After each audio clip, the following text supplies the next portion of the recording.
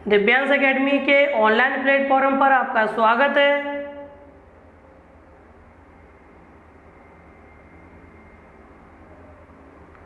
आज की क्लास में हम भारतीय संविधान के अंतर्गत भारत में निधियों के प्रकार को पढ़ने वाले हैं।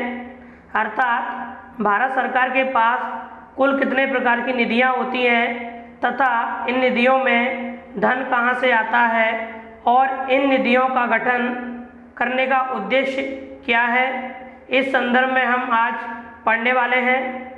सबसे पहले आप चैनल को सब्सक्राइब कीजिए और यदि वीडियो पसंद आता है तो वीडियो को लाइक और शेयर कीजिए। जैसा कि मैंने आपको बताया कि आज का हमारा टॉपिक रहेगा भारतीय संविधान के अंतर्गत भारत में निधियों के प्रकार, type of funds in India. अर्थात भारत सरकार के पास कुल कितने प्रकार का फंड्स होता है और इन फंड्स में धन कहां से आता है तथा इस धन का उपयोग भारत सरकार किन उद्देश्यों की पूर्ति के लिए करती है। यदि हम बात करें तो भारतीय संविधान में केंद्र सरकार के लिए निम्नलिखित 3 प्रकार की निधियों की व्यवस्था की गई है जिससे कि लोक व्यय की पूर्ति हो सके। सबसे पहले मैं आपको बताना चाहूँगा कि निधि से तात्पर्य होता है खाता। अर्थात भारत सरकार के पास कुल कितने प्रकार के खाते हैं और इन खातों में धन कहां से आता है और इन खातों से भारत सरकार किस प्रकार धन निकालती है और इस धन का उपयोग भारत सरकार किन उद्देश्यों की पूर्ति के लिए करती है। तब हम जानेंगे कि भारतीय संविधान में केंद्र सरकार के लिए 3 प्रकार की निधियों की व्यवस्था की गई जिससे कि लोक व्यय की पूर्ति हो सके। अर्थात इन अकाउंट्स के धन का प्रयोग भारत सरकार लोक व्यय की पूर्ति हेतु करेगी। लोक व्यय से तात्पर्य ऐसे व्यय से है जिसका उद्देश्य जनता की मांगों की पूर्ति करना हो। अर्थात जब सरकार द्वारा आम जनता की आवश्यकताओं की पूर्ति हेतु व्यय किया जाता है उस व्यय को लोक व्यय कहा जाता है। चूँकि भारत सरकार में लोकतंत्रात्मक प्रणाली है अर्थात जनता का शासन है और जनता का शासन जनता के प्रति ही जवाबदेही है। अतः इस शासन को जनता की आवश्यकताओं की पूर्ति अवश्य करना पड़ता है। इसी श्रेणी में भारत सरकार की 3 प्रकार की निधियां हैं जिसमें हम सबसे पहले बात करेंगे सबसे प्रमुख निधि अर्थात भारत की संचित निधि। यहाँ पर आपको ध्यान देना होगा कि यह भारत सरकार का सबसे बड़ा अकाउंट्स होता है और इस अकाउंट का उल्लेख संविधान के अनुच्छेद 266(1) में किया गया है। प्राय लोकतांत्रिक देशों में सरकारों द्वारा विभिन्न माध्यमों से धन प्राप्त किया जाता है जैसे राजस्व वसूलना, ऋण लेना, विभिन्न प्रकार के कर लेना आदि। अर्थात भारतीय संविधान के अनुच्छेद 266(1) में संचित निधि का उल्लेख किया गया। जैसा कि मैंने आपको बताया कि लोकतांत्रिक देशों में सरकारें जनता के प्रति जवाबदेही होती हैं। अतः जनता की आवश्यकताओं की पूर्ति हेतु सरकारों द्वारा जनता से ही धन प्राप्त किया जाता है और यह धन जनता से राजस्व के द्वारा, ऋण के द्वारा तथा विभिन्न प्रकार के टैक्सों के द्वारा लिया जाता है। इस प्रकार प्राप्त होने वाले सभी धन को जिस अकाउंट में रखा जाता है उसी अकाउंट को भारत की संचित निधि के नाम से जाना जाता है। इस धन को रखने के लिए संचित निधि का उपयोग किया जाता है। चूँकि यह धन जनता का होता है अथवा जनता के लिए ही खर्च किया जाना होता है, अतः इस धनराशि पर जनता का नियंत्रण जरूरी होता है। अर्थात साफ शब्दों में कहें तो संचित निधि में इकट्ठा हुआ धन आम जनता का होता है जिसे सरकार द्वारा टैक्स, राजस्व तथा अन्य प्रकार के करों के द्वारा इकट्ठा किया जाता है।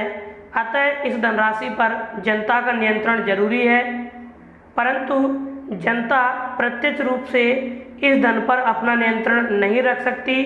अतः इस कोष से धन सरकार जनता द्वारा चुने हुए प्रतिनिधियों अर्थात संसद की पूर्व अनुमति से ही निकाल सकती है।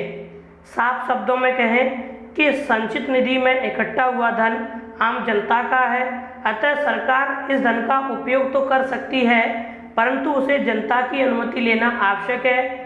अतः सरकार जनता से अनुमति न लेते हुए इस कोष से जब भी धन निकालती है तो वह जनता के चुने हुए प्रतिनिधियों अर्थात संसद की पूर्व अनुमति अवश्य लेती है। जब तक संसद अपनी अनुमति नहीं देती तब तक सरकार इस कोष से 1 रुपये भी खर्च नहीं कर सकती। इस कोष से धन निकासी हेतु सरकार को विनियोग विधेयक अथवा अनुपूरक अनुदान पारित करना होता है, अर्थात सरकार जब इस कोष से धन निकालना चाहती है, चाहे वह धन विधेयक हो अथवा विनियोग विधेयक हो, तो उसे इन विधेयकों को संसद में पारित करवाना पड़ता है। पारित होने के बाद ही भारत सरकार इस खाते से या इस कोष से धन व्यय कर सकती है। भारत सरकार की ओर से किए जाने वाले सभी भुगतान इसी निधि से किए जाते हैं, अर्थात यह निधि भारत सरकार की प्रमुख निधि होती है और सरकार द्वारा जितने भी व्यय किए जाते हैं या भुगतान किए जाते हैं वे सभी इसी निधि से किए जाते हैं। भारत सरकार द्वारा लिए गए सभी उधार यानी ऋण इस संचित निधि का भाग होंगे, अर्थात भारत सरकार जब भी किसी बैंक अथवा अन्य देश से कोई ऋण लेती है तो वह संचित निधि के भाग होते हैं। इसके अलावा भारत सरकार द्वारा यदि किसी देश या अपने ही राज्य को ऋण दिया जाता है तो उस ऋण पर वसूला गया ब्याज भी संचित निधि का ही भाग होता है। संचित निधि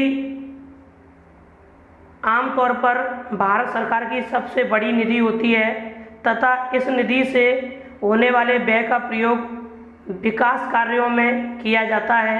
इसके अलावा कुछ संवैधानिक पदों के वेतन हेतु भी इस निधि के धन का उपयोग किया जाता है, जैसे राष्ट्रपति, उपराष्ट्रपति, सुप्रीम कोर्ट के न्यायाधीश आदि सभी संवैधानिक पदों का वेतन भारत की संचित निधि से दिया जाता है। संचित निधि पर भारत व्ययों पर संसद में मतदान नहीं होता, अर्थात संचित निधि से निकाले जाने वाले धन 2 प्रकार से होते हैं, एक भारित और एक गैर भारित। भारित व्यय से तात्पर्य ऐसे व्ययों से होता है जिन पर संसद केवल बहस कर सकती है परंतु वोटिंग नहीं कर सकती, जबकि गैर भारित व्ययों पर संसद बहस के साथ साथ वोटिंग भी कर सकती है, अर्थात मतदान भी करती है, और जब वह बिल पास हो जाता है तभी सरकार इस कोष से धन निकाल सकती है। जबकि अन्य व्यय प्रस्तावों पर मतदान होता है। संचित निधि भारत सरकार की सबसे बड़ी निधि होती है। अनुच्छेद 266 में राज्य सरकार के लिए भी संचित निधि की व्यवस्था करता है, अर्थात अनुच्छेद 266 केंद्र सरकार के साथ साथ राज्य सरकारों के लिए भी संचित निधि की व्यवस्था करता है। और राज्य सरकार जब भी राज्य की संचित निधि से धन निकालेगी तो उसे संबंधित राज्य की विधान मंडल की पूर्व अनुमति लेना आवश्यक होगा। इस प्रकार हम कह सकते हैं कि संचित निधि का उल्लेख संविधान के अनुच्छेद 266(1) में किया गया है तथा इस निधि में जनता का धन इकट्ठा होता है जिसे सरकार द्वारा टैक्स, रेवेन्यू अथवा अन्य उधारों के द्वारा लिया जाता है और यह पैसा जनता का होता है। अतः सरकार इसका उपयोग बिना जनता की अनुमति अर्थात संसद की बिना अनुमति के नहीं कर सकती। इसी प्रकार दूसरी निधि है लोक लेखा निधि, पब्लिक अकाउंट फंड। इस निधि का उल्लेख संविधान के अनुच्छेद 266(2) में किया गया है। भारत की संचित निधि में शामिल राशियों के अलावा सरकार को प्राप्त लोक धनराशियों इस कोष में जमा की जाती हैं। सामान्य तौर पर कहें तो यह जनता का अकाउंट होता है, अर्थात आम जनता द्वारा डाकघर, बैंक तथा भविष्य निधि में जो पूंजी जमा की जाती है वह सभी भारत सरकार के पास लोक लेखा निधि में सुरक्षित रखी जाती है और इस निधि पर पूर्णतः सरकार का नियंत्रण रहता है तथा सरकार जब चाहे इससे धन निकाल सकती है। अर्थात इस धन पर सरकार अपना नियंत्रण रखती है और वह कभी भी इस अकाउंट से धन निकाल सकती है। उसे संसद या अन्य किसी व्यक्ति की अनुमति की आवश्यकता नहीं होती, परंतु बहुत कम स्थितियों में ही सरकार इस अकाउंट से धन निकालती है, क्योंकि यह आम जनता का धन होता है और जनता को वापस लौटाना होता है। जबकि संचित निधि में जमा जनता का धन जनता को वापस नहीं करना पड़ता, बल्कि जनता के लिए विकास कार्यों में करना पड़ता है। इस प्रकार हम कह सकते हैं कि यह सरकार का ही पर्सनल अकाउंट होता है तथा सरकार जब चाहे इससे धन निकाल सकती है, क्योंकि इस धन निकासी के लिए संसद की पूर्व अनुमति आवश्यक नहीं है, परंतु बहुत ही कम स्थितियों में इससे धन की निकासी की जाती है। यह सबसे छोटी निधि होती है और इसे आमतौर पर सरकारी निधि ही माना जाता है, क्योंकि संसद इस पर बहुत कम नियंत्रण होता है। यह निधि अन्य निधियों की अपेक्षा अधिक क्रियाशील होती है। साफ तौर पर हम कह सकते हैं कि लोक लेखा निधि का उल्लेख संविधान के अनुच्छेद 266(2) में किया गया तथा इसमें आम जनता का पैसा जनता द्वारा सीधे जमा किया जाता है, जिनका माध्यम बैंक, डाकघर, बचत, भविष्य निधि आदि होते हैं तथा जनता कभी भी इस धन को निकाल सकती है। अतः यह सरकार के पास केवल सुरक्षित रखा रहता है, परंतु जब भी सरकार को आवश्यकता पड़ती है तो वह इससे धन निकाल सकती है, परंतु बहुत ही कम स्थितियों में इससे सरकार धन निकालती है। हमारी तीसरी निधि होगी आकस्मिक निधि, अर्थात जब संविधान का निर्माण हो रहा था तब संविधान सभा के सदस्यों ने यह महसूस किया कि यदि भारत सरकार को आकस्मिक समय में धन की आवश्यकता होगी तो वह इस धन की पूर्ति कहाँ से करेगी, क्योंकि संचित निधि से धन सरकार तभी निकाल सकती है जब संसद अपनी अनुमति दे दे और कभी कभी संसद का सत्र नहीं चल रहा होता अथवा इस सारी प्रक्रिया में बहुत अधिक समय लग जाता है, तब तक हमें किसी आकस्मिक उद्देश्य की पूर्ति करना हो, उसके लिए धन कहाँ से आएगा। अतः संविधान सभा के सदस्यों ने संविधान के अनुच्छेद 267 में यह प्रावधान किया कि संसद को अधिकार है कि वह विधि द्वारा भारत की आकस्मिक निधि के नाम से एक निधि की स्थापना कर सकती है, जिसमें समय समय पर विधि द्वारा निर्धारित राशियों को जमा किया जा सकेगा। इसी के तहत संसद ने 1950 में अधिनियम पारित किया और आकस्मिक निधि की स्थापना की। जैसा कि हम पढ़ चुके हैं कि संचित निधि से धन निकालने के लिए केंद्र सरकार को संसद की अनुमति लेनी होती है।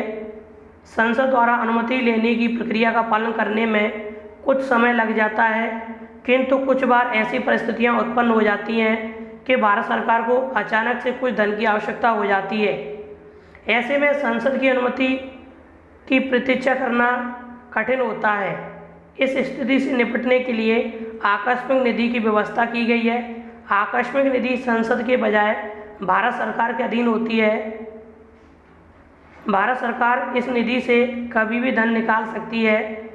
इस निधि पर राष्ट्रपति का नियंत्रण होता है, अर्थात आकस्मिक निधि को भारत सरकार के आकस्मिक उद्देश्यों की पूर्ति हेतु बनाया गया तथा इस निधि में धन संचित निधि से ही विनियोग बिल के माध्यम से निकालकर जमा किया जाता है और आकस्मिक समय जैसे प्राकृतिक आपदाओं के समय कुछ विशिष्ट उद्देश्यों की पूर्ति हेतु इससे धन निकाला जाता है तथा इस निधि पर राष्ट्रपति का नियंत्रण होता है, परंतु राष्ट्रपति मंत्रिपरिषद की सलाह पर कार्य करता है। अतः हम कह सकते हैं कि भारत सरकार का इस अकाउंट पर सीधे नियंत्रण रहता है, क्योंकि राष्ट्रपति मंत्रिपरिषद की सलाह पर ही कार्य करता है। और भारत एक लोकतांत्रिक देश है जहाँ पर संसदीय शासन व्यवस्था है, जिसके अंतर्गत राष्ट्रपति केवल नाम मात्र का वास्तविक प्रधान होता है तथा इस अकाउंट पर राष्ट्रपति की पूरी जिम्मेदारी होती है और सरकार जब भी इससे धन निकालती है तो वह राष्ट्रपति की पूर्वानुमति लेती है। हालांकि यह केवल औपचारिक होती है। संसद द्वारा संचित निधि से धन निकालकर इस निधि में जमा किया जाता है। इसके लिए सरकार विनियोग बिल को संसद में पारित करती है। इस निधि को पूर्णतः राष्ट्रपति के अधीन रखा जाता है, इसलिए इसे आम तौर पर राष्ट्रपति खाते के नाम से जानते हैं। चूँकि सरकार इस निधि से कभी भी धन निकाल सकती है, परंतु इस निधि से निकाले गए धन का उपयोग विकास कार्यों पर नहीं होता। इस निधि के धन का उपयोग प्राकृतिक आपदाओं के समय राहत कार्यों के लिए किया जाता है। जैसा कि मैंने आपको बताया कि भारत सरकार द्वारा जितने भी विकास कार्यों पर धन खर्च किया जाता है, वह धन भारत की संचित निधि से निकाला जाता है। आकस्मिक निधि से धन प्राकृतिक आपदाओं अथवा आकस्मिक समय में जब संसद का सत्र नहीं चल रहा होता, तब धन की पूर्ति हेतु किया जाता है। आमतौर पर हम कह सकते हैं कि आकस्मिक निधि की स्थापना 1950 में अधिनियम पारित करके की गई तथा इसमें धन संचित निधि से ही निकाल कर रखा जाता है। इसके लिए संचित निधि में विनियोग बिल लगाया जाता है और यह बिल जब पास हो जाता है तो संचित निधि से धन निकालकर हम आकस्मिक निधि में रख देते हैं, जिस धन पर राष्ट्रपति का नियंत्रण होता है। और जब भी भारत सरकार को आकस्मिक समय में इससे धन निकालना होता है तो वह राष्ट्रपति की पूर्वानुमति प्राप्त करती है, तभी वह इस धन का उपयोग कर पाती है। इस प्रकार आज हमने भारत सरकार की तीनों निधियां पढ़ी तथा इन निधियों का उद्देश्य क्या है, इन निधियों के द्वारा धन की पूर्ति किन उद्देश्यों की लिए की जाती है।